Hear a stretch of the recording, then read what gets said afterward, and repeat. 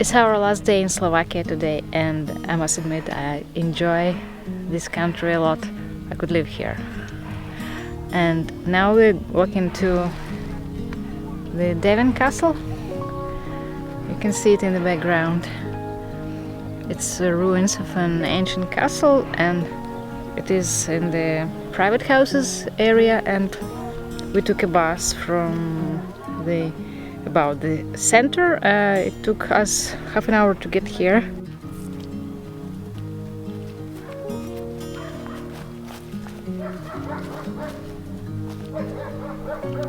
Hey.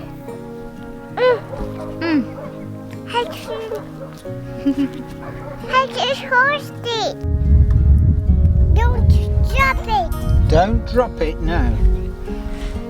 What's that, Naomi? What is it? What is it? Cats. It's a cat, is it? Ah. I What's it called? Matties. It's Matthews, is it? Baby. Babes. What's that? I don't know. Radish. What is? Potato. Mm-hmm.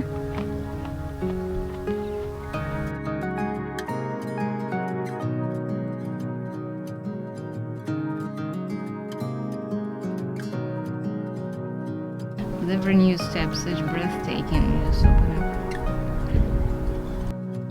Devon Castle, which is located 12 kilometers from the city center, has always been a strategic site, and almost always it was inhabited, starting from the Neolithic age to almost modern times.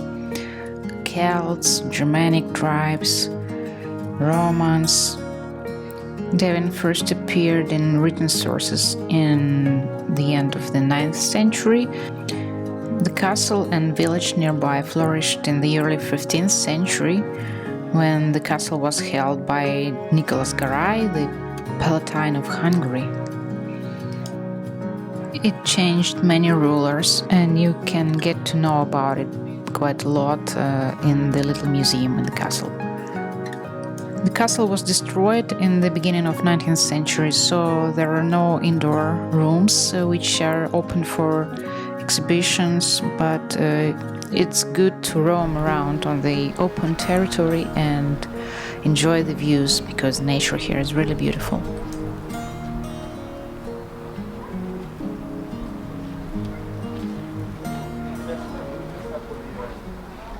Never in my life yet I was so interested in historical events as now. Before I was just reading about this or that event in history, about this or that war, and I didn't pay a lot of attention to it. It was just something that happened in the past and has no relation to me. But now I see why people love history, and I find it more and more interesting. In the light of events that are happening now, I can see how history helps to actually live through these events, because I understand that the humanity was pretty much f***ed all the time, and it's not really getting better. This is the bad side of it. The other side of it is you can see that the humanity has survived, and we live how we live, and the wars are happening, and unfortunately people don't learn anything, or don't learn too much. From the upper platform of the upper castle, there is a beautiful panorama with the views of the lower castle, the confluence of the Danube and the Morava, and also the Devonska Kobila mountain, which you can also climb if you have enough time. We didn't have time, unfortunately. Maybe next time we come here. And also you can see Austria. The border is in the middle of the Danube.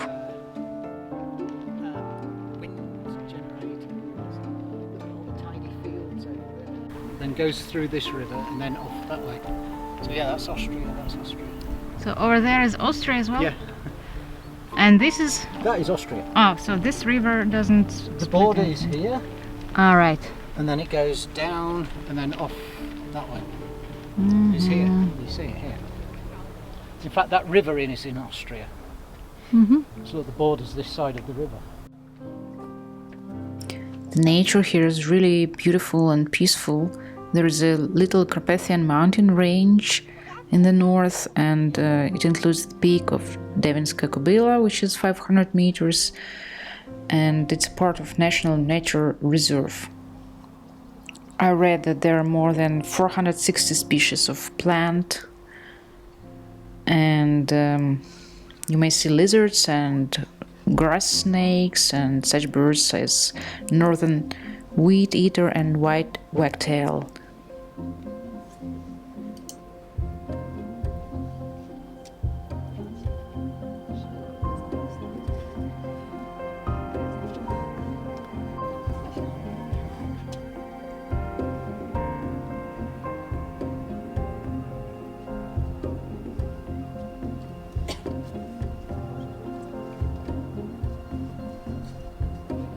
You probably cannot really notice it here, but the confluence of two rivers, of the Danube and the Morava, difference in color. The waters of both rivers have a little bit different color. I think Danube is more blue and Morava is more green.